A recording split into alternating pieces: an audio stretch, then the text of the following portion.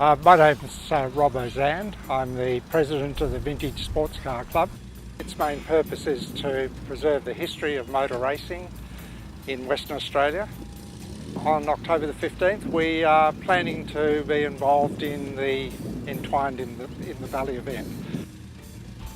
The club itself has about 400 members, and we're hoping that we'll get a roll-up of about 60 to 80 cars on October the 15th here at the Sandalford Winery. From here we'll meet at 9 o'clock and then we'll do a tour of the Swan Valley tourist route.